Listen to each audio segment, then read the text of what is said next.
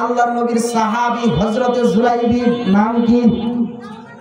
নবীজির সাহাবী জুলাইবিব, যার মধ্যে এমন অবস্থা তার চেহারা ভালো না, তিনি ছিলেন কাটো, তার বংশ ছিল ভালো না, তার টাকা পয়সা কম ছিল, 4টা গুণ খারাপ ছিল, কিন্তু নবীকে এমন ভালোবাসতেন। আল্লাহর রাসূলের কাছে গেলেন, আল্লাহর রাসূল ডাক দিয়ে কয়, ও জুলাইবিব, ও জুলাইবিব, তুমি কি বিয়ে করেছো? জুলাইবিব ডাক দিয়া কয়, ইয়া রাসূলুল্লাহ, ইয়া হাবিবাল্লাহ, আমি তো বিয়ে করি না, আমি বিয়ে করি নাই। আল্লাহর রাসূল ডাক দিয়া কয়, ও জুলাইবিব, তোমার বয়স তো হয়ে গেছে, বিয়ের এখনো বিয়ে করো না কেন? বিয়ের বয়স হয়েছে, এখনো বিয়ে করো না কেন? জুলাইবিব ডাক দিয়া কয়, ইয়া রাসূলুল্লাহ, ইয়া হাবিবাল্লাহ, ও নবীজি,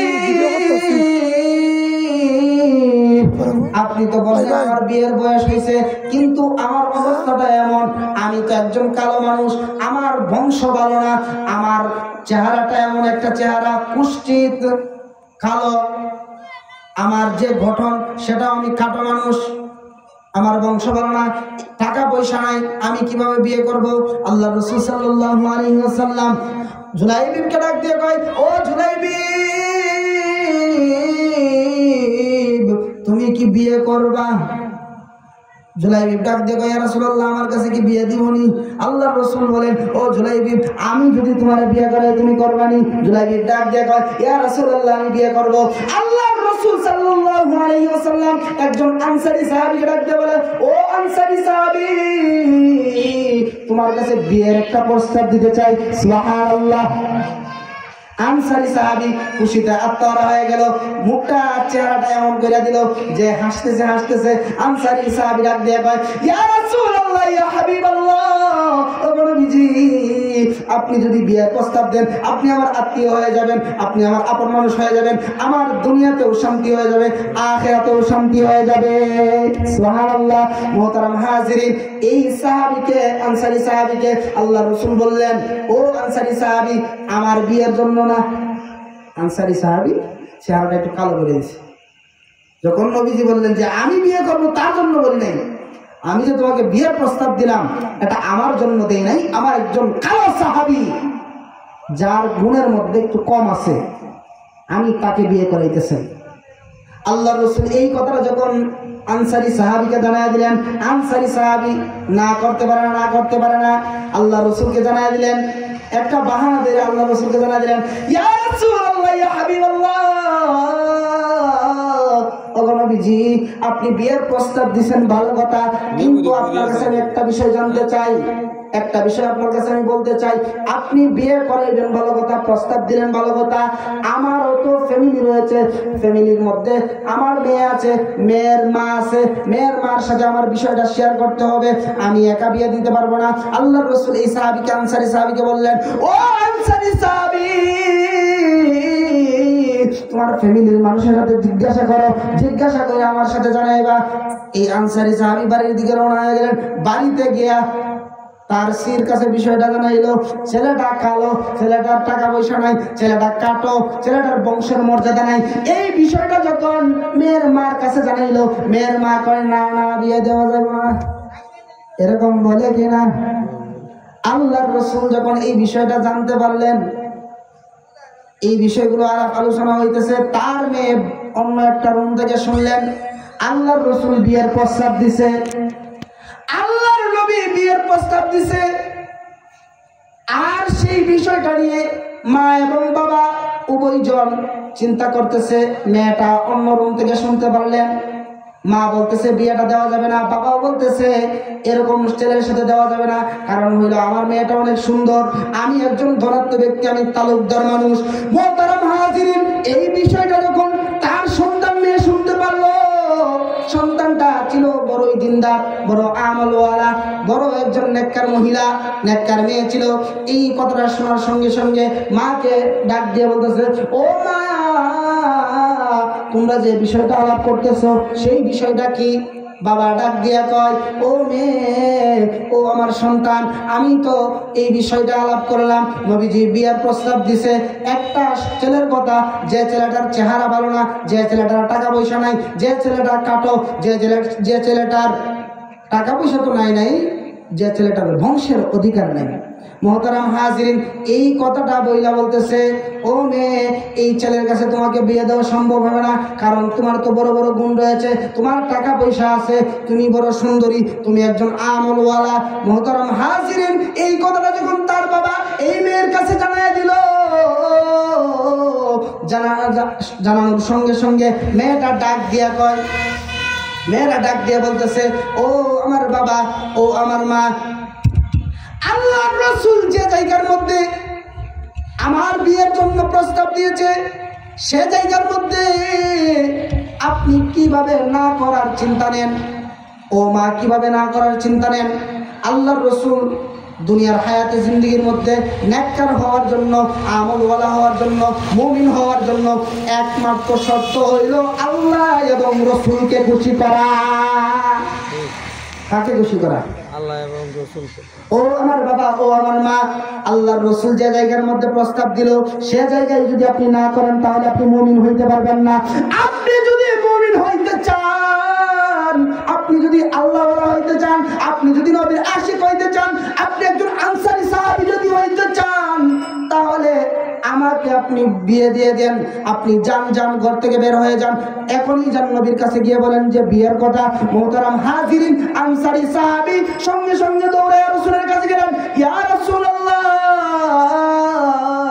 ইয়া হাবিবাল্লাহ, বিয়ের কাজটা তাড়াতাড়ি শেষ করেন, আমার ফ্যামিলির কাছ থেকে আমি যাই না আসছি, বিয়ে দেওয়ার জন্য তারা অনুমতি দিয়েছে, আপনি বিয়ের কাজটা শেষ করেন। আনসারী সাহাবী এই কথা বলার সঙ্গে সঙ্গে আল্লাহর রাসূল সাল্লাল্লাহু আলাইহি ওয়াসাল্লাম জুলাইবিবকে ডাক দিয়ে কয়, জুলাইবিব, তোমার বিয়ের জন্য তুমি রেডি হয়ে যাও। জুলাইবিব রাদিয়াল্লাহু তাআলা আনহু অল্প একটু টাকা রেডি করলেন, অল্প টাকায় বিয়ে করবে। আমাদের সমাজে তো কতই না টাকা ফুরাইতে হয়। এজন্যই নবীজি সাল্লাল্লাহু আলাইহি ওয়াসাল্লাম বলেন, কম টাকায় যদি আপনি বিয়ে করেন বরকত বেশি হইব। সুবহানাল্লাহ, বলেন না? গেট বাঁধতে হইব, বাড়তি দিতে হইব, এই করতে হইব, সেই করতে হইব। 10টা মহিষ যদি জবাই না করি তাহলে আমার এটা হইব না, কারণ আমি তালুকদার মানুষ। মুহতারাম হাজিরিন, তালুকদার মানুষ ছিল, আনসারী সাহাবী বড়ই ধনাত্ম ছিল। সেই সাহাবী তার সন্তানকে দিয়ে দিলেন অল্প টাকার মধ্যে। বিয়ে করছে, ইজাব কবুল হয়ে গেছে। আল্লাহ রাসূল বিয়ে করাইলেন, সাহাবীর বিয়ে হয়ে গেছে। সঙ্গে সঙ্গে রাত্র হয়ে গেছে, রাত্রের মধ্যে বাসর করে যাবে, স্বামী স্ত্রী বাসর করে যাবে, জুলাইবিব বাসর করে যাবে। সঙ্গে সঙ্গে আওয়াজ আসলো কানের মধ্যে, যুদ্ধের দামামা বাইজা উঠছে, যুদ্ধের মধ্যে যাইতে হবে। আল্লাহর রাসূল বলতেছে, কে কে যুদ্ধের ময়দানে যাইবা? জুলাইবিব ডাক দিয়া কয়, চিন্তা করলো যে আল্লাহর রাসূল আমার জন্য অনেক কিছু করেছে, আমি একজন কালো মানুষ, আমি একজন কাটো মানুষ, আমার বংশ ভালো না, আমার টাকা পয়সা নাই, কিন্তু আনসারী সাহাবীর মেয়ে আমার কাছে বিয়ে দিছে, আমাকে এত মহব্বত করে, আর সেই যুদ্ধটা হবে, এই যুদ্ধের মধ্যে আমি অংশগ্রহণ করব না, আমি জুলাইবিব নবীজির সাহাবী হইতে পারি না। এটাই ছিল সাহাবীদের ভালোবাসা। মুহতারাম হাজিরিন, কথাগুলো ভালো করে বুঝবেন। আল্লাহ রাসূলের সাহাবী জুলাইবিব ডাক দিয়ে কয়, ইয়া রাসূলুল্লাহ, ইয়া হাবিবাল্লাহ, আমি যুদ্ধের জন্য প্রস্তুত আছি। আল্লাহর রাসূল বলেন, ও জুলাইবিব, যুদ্ধে তোমার যাওয়ার দরকার নাই, তুমি সবে মাত্র বিয়ে করছো, তুমি তোমার স্ত্রীর সাথে থাকো।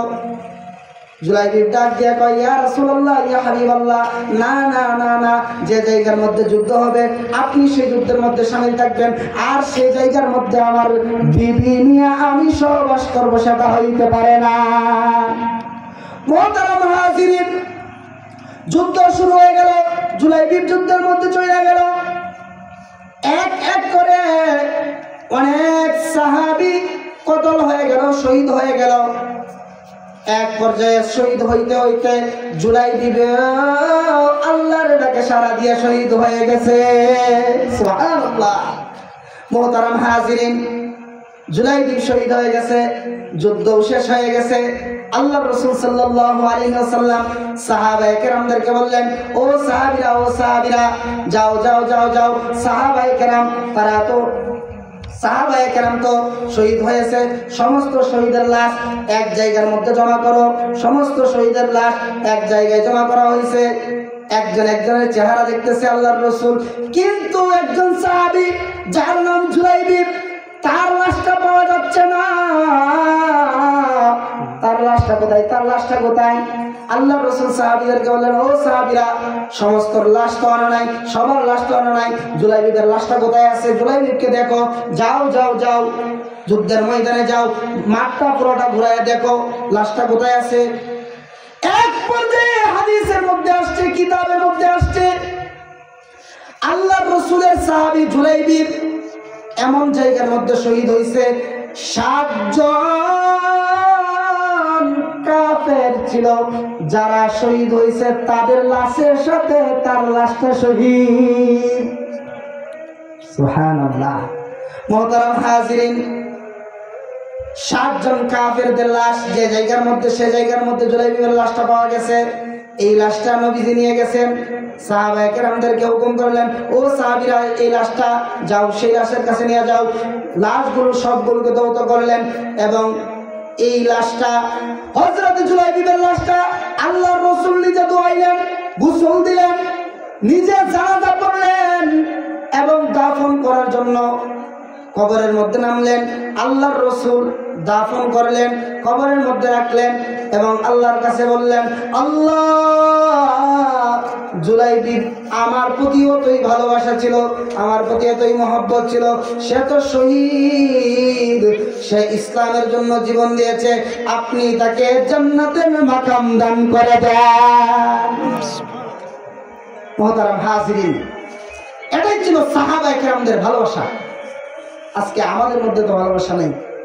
সময় অল্প, আজানেরও সময় হয়ে গেছে। আল্লাহ তাআলা আমাদের সবাইকে বেশি থেকে বেশি নবীজি সাল্লাল্লাহু